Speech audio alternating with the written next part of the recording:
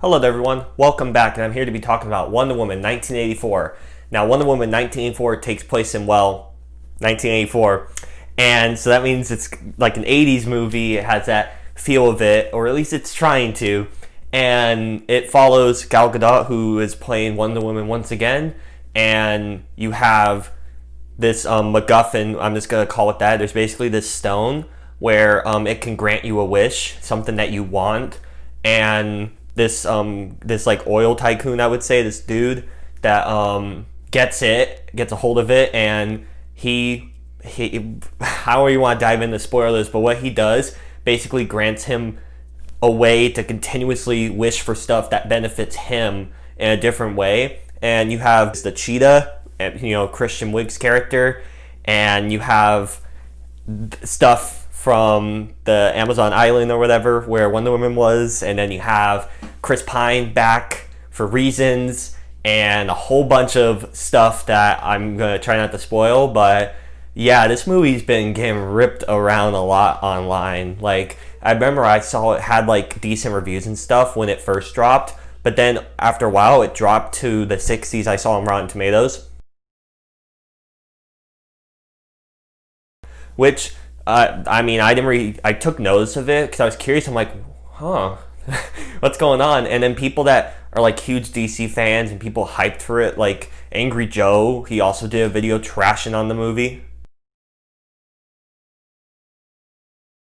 which really shocked me because I'm like, this is the dude that likes Suicide Squad. So if he liked that garbage and hates this, what's wrong with this movie?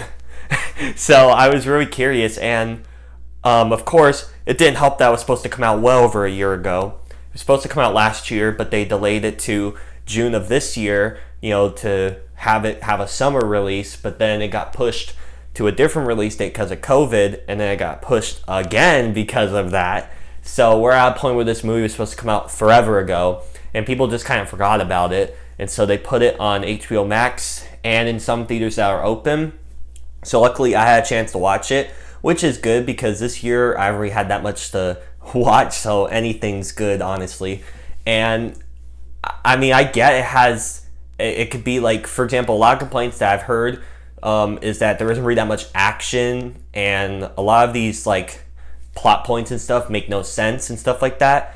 I get where people are coming from, and I'm not saying that the movie's like a masterpiece or anything like that, but I generally don't understand what all the hate is about. Like, people are like coming out with the pitchforks and torches and stuff saying this is the worst movie ever created, horrible trash, and I'm just like, what? This is nowhere near like the worst movie. I've seen movies way worse than this.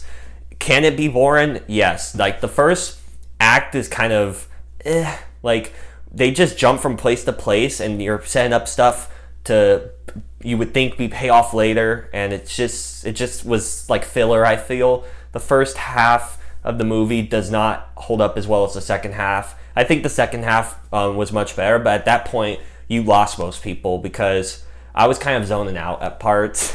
I really do appreciate the cast and all for what they're doing. Like, Pedro Pascal is one of the main antagonists in this movie, and if you don't know who he is, he's also the Mandalorian from the Star Wars show. So I really liked how he, near the end, he just was going crazy, and I was like, you know what? Mad props. I respect that. Gal Gadot, again, like I said, she did much better. I personally think that her scenes in this movie are better than that last movie. I think she's gotten a lot more used to this character and role, so I do appreciate she's growing as an actress in this position, so I really do like that. Chris Pine, I will say this, because I was curious how they were going to bring him back because of what happened in the last film, and this could have really annoyed me, but I think how they brought him back was okay. I think it made sense. I could be just trying to defend this movie because this movie doesn't deserve all the hate, but I think how they brought him back was pretty solid. I'm trying to, like, they have, like, a lot of these characters, like, they have good reasons and motivations. It's just they don't really have that much time to really develop it. Like, you have a scene that sets up something with Kristen Wiig's character, the cheetah, that how she just like kind of goes crazy, and I'm like, okay. And you have Pedro Pascal has this kid, and he wants to make him proud and stuff like that. But there's like 1 or 2 scenes for that, and then just kind of forgets about that until later on. And there's just a bunch of stuff that happens. It's like there's so much, like pretty much everyone knows what this movie's about, because it's kind of unfortunate, but throughout the marketing and stuff, this movie was shown off in like all the trailers that they've put out a year ago, stuff. Like you pretty much, like you don't need to see this movie, because when watching this, I pretty much knew everything that happened except some story beats. Like, I'm gonna be honest with you, I didn't know about this. Like, I knew it was gonna be a wish thing, I just didn't know about the stone. But again, it's just kind of like I already have that much to say about this movie, except it's not as bad as everyone says it is, but unfortunately it's not as good as the first Wonder Woman in my opinion. It still has some good performances. I love the 80s, so I do appreciate that. What I don't appreciate is there's no 80s soundtrack in this movie at all. Hans Zimmer's doing a fantastic job with the score. He's always great with scores, but where's my 80s songs? This is an 80s movie. I don't understand. But yeah, I'm sorry. It just makes no sense. But yeah, again, this was a okay movie. If you want to check it out, if you have HBO Max or if you want to go to a theater, I don't think it's worth risking yourself to go to a theater personally. But I mean, it's not horrible, but it's not that good either. Okay, with all that said, those are my thoughts on Wonder Woman 1984. Again, I'm just shocked because you had Patty Jenkins, the director from the first one, which was really great, come back, and this was the result. And I hear she's going to be doing the third one, so I'm just like, I just don't understand what happened here. Like, it's just hard to really talk about, because like, it was just, my opinion, it was just mostly the first half was boring for me, and some of the stuff in the story just makes no sense. But I mean, I guess that's where we are.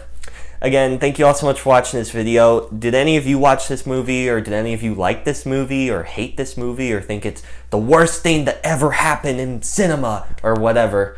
Please let me know down below in the comment section. I will very much appreciate it. And if you want to hit the subscribe button as well, and hit the bell as well to get notified when I upload, thank you very much. I would really like that. And also be on the lookout, because since it is the end of the year, I think I might have one more movie that I'm gonna want to see and review, but if not, I'll head straight into the movies I've seen worst to first, and my top 10 favorite media moments, or movie, TV show, video game moments, or whatever I plan on calling it, of this year, to make it a bit, spice it up, since there isn't really that much in the movie wise that I could really talk about. Again, thank you all so much, and I'll catch you later. Bye.